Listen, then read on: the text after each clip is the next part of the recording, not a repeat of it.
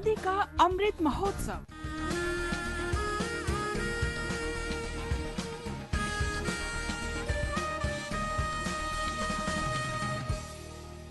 Azadi Ka Safar with AIR News. Birth of a Nation. India's glorious freedom struggle is one of the greatest movements the modern world has ever witnessed. AIR News brings you a glimpse of the struggle every day. The day of 2nd September holds great significance in Indian freedom struggle, as on this day in 1946, the interim government of India was formed from the newly elected Constituent Assembly of India. It was for the first time since the coming of British that the government of India was in Indian hands, and this government had the task of assisting the transition of British India to independence. Originally, the government was headed by the Viceroy of India, but later it was transformed into a council of ministers with the powers of a Prime Minister bestowed on the Vice President of the Council. This position was held by Jawaharlal Nehru.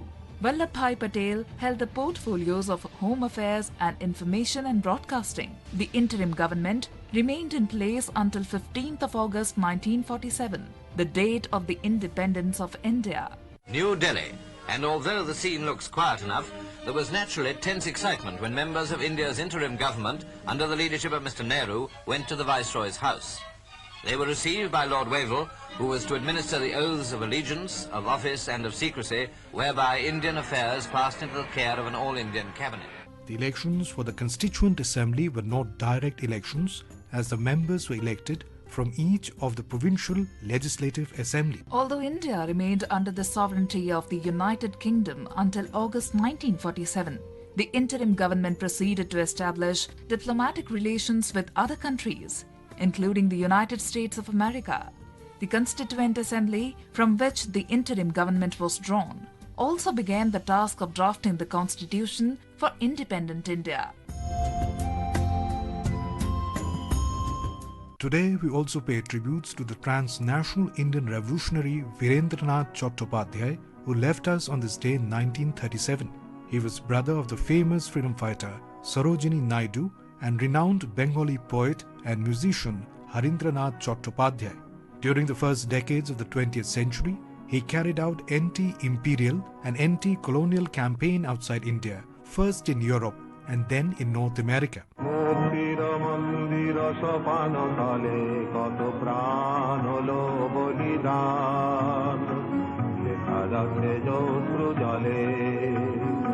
Virendranath studied in Madras and Calcutta before joining Oxford University in 1902. Like other nationalist Indian students in England, he joined India House, London. During his years in England, Chattopadhyay established intensive contacts with revolutionary circles in Europe. With the outbreak of the First World War, Berlin became a hub for Indian revolutionary exiles. Virendranath became a leading figure within the Indian Independence Committee, founded in Berlin in September 1914. The committee carried out campaign in and outside India among Indian soldiers and also engaged in military action and weapons training. After the First World War, Chattopadhyay founded the Indian Information Bureau in Berlin to help improve Indian-German relations. He also became active in the League Against Imperialism and spent the last years of his life in the Soviet Union. During the period of Stalin's repressions, he was accused of espionage and shot to death in 1937, having spent most of his life in exile in search of an ideology to build a future world. We salute his indomitable spirit and love for motherland.